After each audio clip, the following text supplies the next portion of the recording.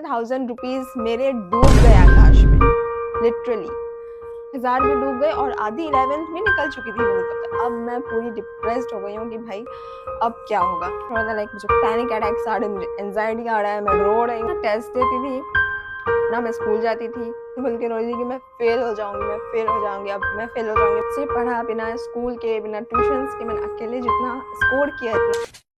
Science लेने से पहले लोग बोलते हैं कि फ्यूचर ब्राइट होगा, बट मेरा फ्यूचर कितना ब्राइट हुआ ये तो मुझे अभी नहीं पता। बट क्लास 11-12 में मैं मेंटली टॉर्चर हो गई थी बहुत। अगर आप क्लास 11-12 में हो तो ये वीडियो एंड तक जरूर देखना। Hi everyone, welcome to my channel. If you are new here, I am Rifat. So this is my first story time video. आज मैं शेयर करने वाली हूँ अपना real raw experience class 11 and 12 का, किस तरह से ऑलमोस्ट मैं ब्रेकआउट हो चुकी थी। साइंस लेने के लिए कोई फोर्स था मुझे, क्या किसी ने मुझ पे प्रेशर डाला था? फिर सब कहते थे, पेरेंट्स भी कहते थे, मम्मी पापा कहते थे कि साइंस लेने से फ्यूचर ऑप्शन बहुत होते हैं, कॉमर्स आर्ट्स लेने से फ्यूचर ऑप्शन लिमिटेड हो जाते हैं। सो या मैंने साइंस ले लिया। म्यूजिक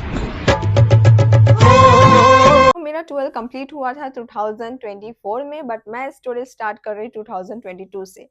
मैं शुरू से एक दूसरे स्कूल में थी, सीबीएसई बोर्ड, ठीक है। एंड मैंने 2022 के बाद स्कूल चेंज किया 11-12 में, क्योंकि मुझे करना था नॉन स्कूलिंग। नॉन स्कूलिंग मुझे इसलिए करना था क्योंकि मैं जाना चाहती थी बाहर मेडिकल के लिए, and I want to take admission in Aakash. Okay, so Aakash में मैं एडमिशन लेना चाहती थी, इसलिए मैंने नॉन स्कूलिंग के लिए सोचा कि हाँ अब मैं स्कूल चेंज कर देती हूँ, क्योंकि जब तक मैं स्कूल में थी, मतलब 10th तक जो स्कूल में मैं थी, वहाँ पे नॉन स्कूलिंग नहीं होता था। तो आई वॉज थिंकिंग ठीक है चलो स्कूल चेंज कर लेते। फिर मैंने एडमिशन करा लिया दूसरे स्कूल में। फिर जब मैं रजिस्ट्रेशन का वक्त आया, क्योंकि मुझे आकाश में एडमिशन लेना था, रजिस्ट्रेशन मैंने करवाया 12,000 रुपीज़ का रजिस्ट्रेशन करवाया मैंने। उसके बाद क्या हुआ, एडमिशन रजिस्ट्रेशन हो गया, इधर भी एडमिशन हो गया, तो मैंने सोचा ठीक है ऑल सेट है, क्योंकि वहाँ पे जाके और भी फॉर्मेलिटीज़ जो होती है प्रोसेस आगे, वो कंप्लीट करके क्लासेस स्टार्ट होने वाले थे। तो सब कुछ प्लान था, बट कहते हैं ना जो चीज़ नहीं होती है लिखी हुई वो नहीं मिलती है। तो मैंने 12,000 रुपीज़ जब रजिस्ट्रेशन करवाए, तो मैं XYZ रीज़न की वजह से नहीं जा पाई। तो मैंने सोचा चलो ठीक है कोई बात नहीं, रिफंड ले लेते हैं। रजिस्ट्रेशन करवाया था, मैंने उनको बोला कि चलो ठीक है नहीं जा पाऊंगी तो क्या पता वो पैसे मुझे रिफंड मिल जाए। बट आप लोग जानते होंगे कि मेडिकल कोचिंग्स के कितने ज़्यादा लफड़े हैं।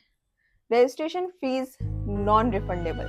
मैंने सोचा ओ भाई साहब, 12,000 रुपीज़ बहुत होते हैं भाई, बहुत किसी के लिए नहीं होते होंगे, बट भाई होते हैं 12,000 रुपीज़ बहुत होते हैं। एंड वो नॉन रिफंडेबल था, मतलब 12,000 रुपीज़ मेरे डूब गए आकाश में, literally. And I was like oh God, अब क्या होगा। फिर मैं थोड़ी सी टेंस्ड हो गई कि अरे यार जा भी नहीं पाए, और वो नॉन रिफंडेबल है, वो वापस भी नहीं मिलेगा क्यों। और मैं ऑलरेडी 10-15 दिन लेट चल रही थी, जिस बैच के लिए मैंने एनरोल किया था उस बैच के लिए मैं ऑलरेडी लेट चल रही थी। तो मैंने सोचा अब भी कोई फ़ायदा नहीं है जाके, ठीक है। एडमिशन ले चुकी थी नॉन स्कूलिंग, ठीक है। अब मैं सोच रही थी ना मेरे पास स्कूल है ना मेरे पास कोचिंग है, तो अब मैं क्या करूँगी। आधी 11 निकल चुकी थी तब तक, 12,000 भी डूब गए और आधी 11th भी निकल चुकी थी मेरी तब तक। अब मैं पूरी डिप्रेस्ड हो गई हूँ कि भाई अब क्या होगा। ऑनलाइन तैयारी करते हैं खुद से, बट एज यू नो जो लोग 11th में हैं या 12th में हैं उन्हें पता होगा कि साइंस लेके 11th and 12th specially physics not easy bro. खुद से तो नॉट इजी, नॉट इम्पॉसिबल है, मतलब खुद से करना है ना। मैं ऑनलाइन ट्राई कर रही थी, कोशिश कर रही थी कि मुझे समझ आए, बट नहीं समझ आ रहा। एक तो मुझे टेंशन था कि मैं जा नहीं पा रही हूँ, और ऊपर से मेरा ये टेंशन था कि मैंने एक ऐसे स्कूल में एडमिशन लिया है जो नॉन स्कूलिंग है, मैं स्कूल भी नहीं जा सकती। अब मुझे जो करना है वो ऑनलाइन करना है। मुझे कुछ नहीं समझ आ रहा था, मैं ड्रेन आउट हो चुकी थी उस वक्त। फिर ऐसे तैसे जैसे तैसे मैंने पढ़ा ऑनलाइन, मुझे कुछ समझ में नहीं आ रहा था। मुझे बायो तो मैंने आधी कंप्लीट कर ली थी तब तक, बट फिजिक्स और केमिस्ट्री मुझे नहीं समझ आ रही थी। एंड मैं सोची नहीं समझ आ रही तब तक 11 निकल चुकी थी। मैंने 11 में क्या पढ़ा, खुद से बायो पढ़ा। फिजिक्स जो मैंने पढ़ा वो मेरे भेजे में घुस नहीं रही थी। केमिस्ट्री के जो भी थे इक्वेशन मुझे कुछ नहीं समझ आते थे। अब मुझे और टेंशन होने लगा कि भाई मैंने 11 में तो कुछ पढ़ा ही नहीं, तो मुझे 12th में कैसे कुछ समझ आएगा। फिर मैंने अपने लाइफ को और एक सबसे बड़ा इम्पल्सिव डिसीजन लिया कि मुझे वापस 12th में जाना है, आकाश या PW बाहर। 1 साल 12th के लिए कोचिंग करेंगे तो सब कुछ समझ आ जाएगा। फिर मैं वही गलती वापस रिपीट करने वाली थी कि वापस जाएँगे, वापस जाके वहाँ पे ठीक हो जाएगा। बट मैंने सोचा नहीं, इस बार ये गलती नहीं करना है। अगर मैं 1 साल के लिए जाती हूँ, तो बिल्कुल भी वर्थ इट नहीं होगा। ऑफ़ कोर्स आप लोग जानते होंगे कि मेडिकल कोचिंग की फ़ीस बहुत होती है, ऑलमोस्ट 1 लाख प्लस, ठीक है? मैं 1 साल के लिए 1 लाख लगाऊँगी एंड वो वर्थ इट नहीं होगा, आई नो। तो वेस्ट करने से क्या फ़ायदा है? तो मैंने सोचा कि नहीं, 1 साल के लिए नहीं जाना है, अगर जाना होगा तो 12th के बाद देखेंगे।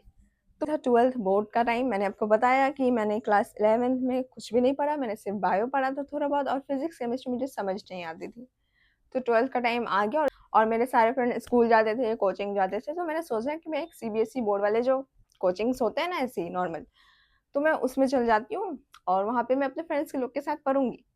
मैं गई भी वहाँ, मैंने कोचिंग भी किया 2 महीना, मुझे नहीं समझ आया क्योंकि मैं ऑलरेडी पीछे चल रही थी क्योंकि मैंने 12th का कोचिंग में लेट स्टार्ट किया था।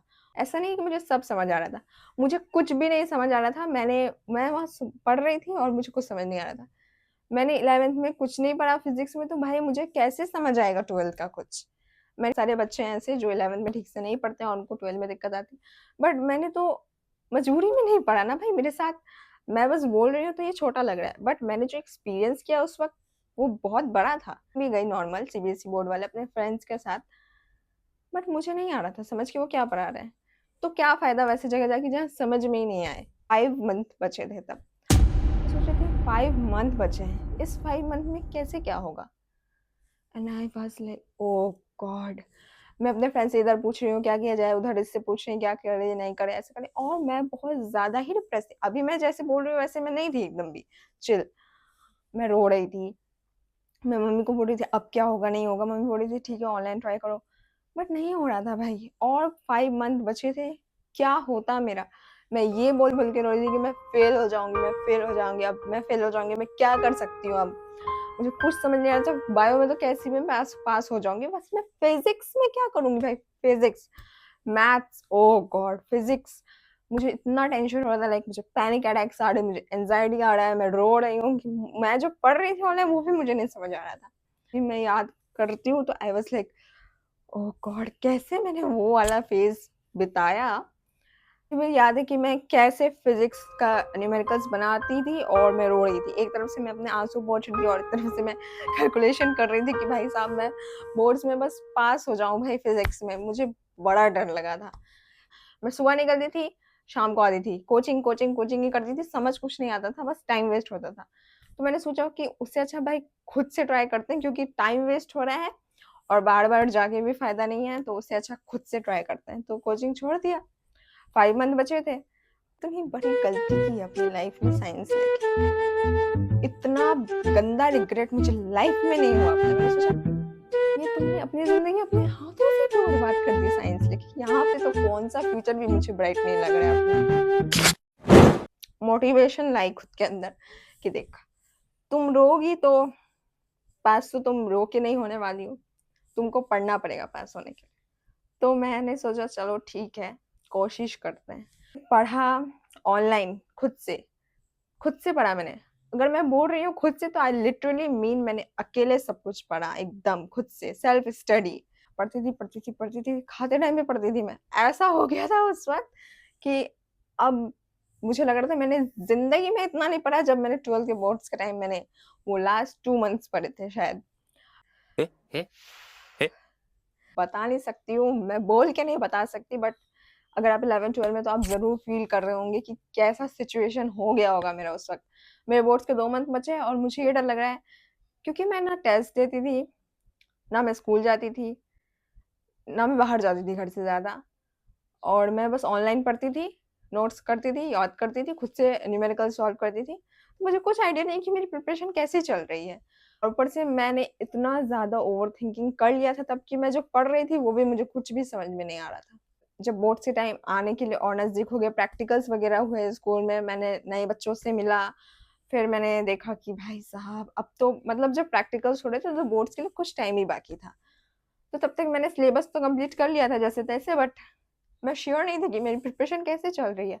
और जब मैं स्कूल जा रही थी क्योंकि वो नया स्कूल था एंड मेरे ज़्यादा कोई दोस्त नहीं थे, मैं जानती थी 1-2 को ही जानती थी, ठीक है? जानती थी, वो नया स्कूल था, ऊपर से एक तो नया स्कूल, ऊपर से मेरे दिमाग में ये टेंशन है कि वाइवा में वो लोग क्या पूछेंगे? अगर मैंने जवाब नहीं दे पाई, तो जैसे उन्होंने जो भी पूछा जैसे-तैसे अच्छा ही गया, वाइवा प्रैक्टिकल स्कूल में अच्छा गया, पढ़ा।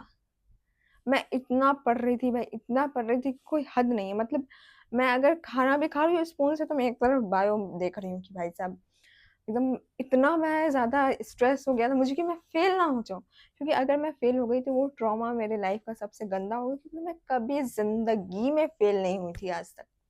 तो अगर मैं 12th में फ़ेल हो जाती, तो फिर ये तो बहुत गंदा ट्रॉमा हो जाता ना। फिज़िक्स का बोर्ड्स था, ठीक है? और मैं गई थी एग्ज़ाम देने के लिए, और क्वेश्चन पेपर भी टफ था। तो जैसे मैंने क्वेश्चन पेपर देखा, मैंने सोचा ओह भाई साहब! फिर क्या, मैंने सॉल्व किया न्यूमेरिकल्स वगैरह और थ्योरी वगैरह मैंने अच्छे से लिखा, और एग्ज़ाम से निकलने के बाद इससे, क्योंकि पेपर टफ आया था, तो मैं रो रही हूँ उसके सामने, ओह गॉड! मैं फेल हो जाऊँगी, मैं फेल हो जाऊँगी, मैं फेल हो गई तो क्या होगा, क्या होगा, क्या होगा? कम पार्ट लग गया तो क्या होगा? ऐसे मैं रो रही हूँ। ऐसे मैं रो रही थी, ठीक है? और मेरे फ्रेंड मुझको बोल रहे थे कि कुछ नहीं होगा, कुछ नहीं होगा, कुछ नहीं होगा। टेंस थी कि मैं घर आके मैं ना खा रही हूँ, ना पी रही हूँ। उसके बाद मैंने घरवालों को भी बोला कि बहुत ज़्यादा ही टफ था और बहुत डर लग रहा है, ठीक है? तो वो लोग भी जानते थे कि ये कैसे पढ़ी, खुद से इसने जो भी किया वो किया। तो बोल रहे थे कि हाँ, हो जाएगा, इतना टेंशन नहीं लो। फिर मैंने फ़ोन निकाला अपना और अपना आंसर चेक किया ऑनलाइन आंसर शीट से, ठीक है? कि पासिंग मार्क्स तो आ रहे हैं ना? तो भाई टच वुड कि मुझे पासिंग मार्क्स से ज़्यादा मार्क्स आ रहे थे, जितना मैंने हिसाब से कैलकुलेट किया था। ट्रॉमा, इतना एंग्ज़ायटी, इतने पैनिक अटैक, इतना रोई मैं कभी ज़िंदगी में नहीं हूँ जितना मैं अपने 11th और 12th के फेज़ में रोई, और ये चीज़ मुझे आज तक याद रहेगी। मेरे जैसे बहुत टाइप के स्टूडेंट्स होंगे, जिन्होंने स्कूल जाते हुए भी अच्छे से नहीं पढ़ा होगा, या कुछ एक्स वाई ज़ेड रीज़न होगा आपका। सो आई नो कि कितना ज़्यादा टफ होता है ये सिचुएशन, और बहुत लोग अभी 12th के बोर्ड्स दे रहे होंगे, वो ये वीडियो देख रहे होंगे। सो मैं बस ये बात बोलूँगी कि अपने एक्सपीरियंस से कि आप ज़्यादा ओवरथिंक नहीं करो, ज़्यादा टेंशन नहीं लो। आपके ओवरथिंकिंग और आपके टेंशन से ज़्यादा बिगड़ सकती है। तो अगर आप एग्ज़ाम देने वाले हो, 11th हो या 12th हो अभी, या आप दे चुके हो, क्यों उसके बाद क्या हुआ? तो ऐसे-वैसे हो गया, उसके बाद एग्ज़ाम के रिज़ल्ट आने वाला था 14 मई को, ठीक है? 14 मई 2024 में रिज़ल्ट आने वाला था। और मैं तब थी दिल्ली में, ओके? मैं अपने भैया के घर पे थी तब, और तब रिज़ल्ट आने वाला था, और ऐसे ही एक पता चल गया था कि हाँ, रिज़ल्ट आने वाला है। मैं सोच रही थी, ओह भाई साहब रिज़ल्ट आने वाला है, अब क्या होगा? अगर मैं फ़ेल हो गई तो क्या होगा? 14 मई सुबह के 11 बजे या 12 बजे रिज़ल्ट आया, एंड मैं काँप रही हूँ ऐसे। मतलब मैं लिटरली काँप रही हूँ कि भाई मैं अपना रोल नंबर डालूँगी कैसे? मैं अपने दोस्त को बोल रही हूँ कि तुम डालो भाई, मुझसे नहीं डाला जाएगा। मैंने देखा पास, मुझे लगा ओह गॉड! भाई साहब पास हो गई। तो मैंने जल्दी-जल्दी अपना परसेंटेज और टोटल मार्क्स निकाला, एंड आप लोग गेस करो कि मैं कितने मार्क्स आए होंगे, कितने परसेंटेज आए होंगे? Touch would I got above 75% से ज़्यादा मुझे आए थे। अब आप सोच रहे होंगे कि 75% में क्यों इतनी खुश हो रही है? भाई लोग तो 90% में रोते हैं, मैं नहीं रो रही थी। क्योंकि मुझे पता है भाई कि मैंने किस हद तक सफ़र किया है वहाँ उस फ़ेज़ में। मैंने क्लास 11 में कैसे सफ़र किया, मैंने 12th में कैसे सफ़र किया। लिटरली मैं कोचिंग्स के वक़्त मैंने पापा को बोलती थी कि नहीं हो रहा है, नहीं समझ आ रहा है, मैं छोड़ रही हूँ। वो बोलते थे अगर छोड़ दोगे तो एग्ज़ाम कैसे दोगे? मैंने सोचा ठीक है कर लेंगे ना भाई, खुद से कर लेंगे। एंड मैंने जो भी परसेंटेज लाया, वो मैंने खुद से लाया, एंड आई लिटरली मीन कि मैंने खुद से पढ़ के वो परसेंटेज लाया, एंड साइंस पीसीबी लेके खुद से पढ़ के अकेले। आई नो कि इतना ईज़ी नहीं है, ठीक है? सिचुएशन अलग होती है, एंड तो मैं खुश थी, और मैं थोड़ी-सी दुखी भी थी कि अगर शायद मैं तब ज़्यादा वैसा ना होता मेरे साथ। थोड़ी-सी दुखी भी थी कि अगर मेरे साथ कुछ वैसा ना हुआ होता तो शायद मैं इससे ज़्यादा अच्छा मार्क्स लेके आती, एंड थोड़ा-सा मैं रो भी रही थी उस वक़्त कि शायद ऐसा ना होता तो शायद मैं 80% से ज़्यादा लेके आती। बट सबने कहा कि जिस तरह से तुम्हारे साथ हुआ और जितना मार्क्स तुम लेके आई, उतना भी बहुत है। खुद से पढ़ा, बिना स्कूल के, बिना ट्यूशन्स के, मैंने अकेले जितना स्कोर किया, इतना 75 से ज़्यादा, मेरे फ्रेंड्स सर्कल्स में और मैं जिनको जानती हूँ, वो बाहर रह के और स्कूल जाके और ट्यूशन करके भी मुझसे कम नंबर लेके आए थे। This is what it is. So this is my story कि किस तरह से मैं ब्रोक डाउन हुई थी अपने 11th-12th में, एंड वो फेज़ मैं कभी नहीं भूलूँगी। और भी स्पाइसी स्टोरीज़ हैं मेरे लाइफ में, ये नहीं कि सिर्फ एक ही ये स्टोरी धमाकेदार हुई है, इससे भी ज़्यादा स्पाइसी कुछ और है। तो अगर आपको वो स्टोरी सुननी है जो 12th के बाद हुई है, तो कमेंट्स में ज़रूर बताना, मैं उसका भी एक स्टोरी टाइम करूँगी। 11-12 अगर आप ये भी इस वीडियो देख रहे हो तो यू कैन टोटली रिलेट कि किस हद तक प्रेशर पड़ता है। ये 15-20 मिनट की वीडियो में या 10 मिनट की वीडियो में कितना बताऊँगी, ठीक है? अभी मैं बताया शायद उतना कम है, मैं उससे बहुत ज़्यादा सफ़र की थी। एंड एक टाइम पे तो मुझे लग रहा था कि मैं हँस रही हूँ, इसका मतलब ये नहीं कि मैंने बहुत खुशी-खुशी वो फेज़ निकाला, बट मैं लिटरली बहुत रोती थी। आप मुझे कमेंट से बताना कि आपका 11-12 कैसा जा रहा है, एंड अगर जा चुका है तो आपका एक्सपीरियंस कैसा रहा साइंस लेके, एंड अभी आप क्या कर रहे हो। और अगर आप 11-12 में हो तो माय क्यूटीज़, प्लीज़ आप लोग टेंशन मत लो इतना। तो टेंशन लेने से कुछ भी अच्छा नहीं होगा। अगर आप उस पे वर्क करोगे, आप मेहनत करोगे तो ऊपर वाला भी आपका साथ देगा, ठीक है? एंड बहुत चीज़ें मैंने शेयर नहीं की है, क्योंकि अगर मैं शेयर करूँगी तो शायद मैं रो पड़ूँ। अगर आपको ये स्टोरी रिलेटेबल लगी होगी तो प्लीज़ कमेंट्स में ज़रूर बताना, एंड अगर आप 12 के बाद वाली स्पाइसी स्टोरी जानना चाहते हो तो वो भी बताना। मिलते हैं नेक्स्ट वीडियो में, till then take care of yourself, bye bye.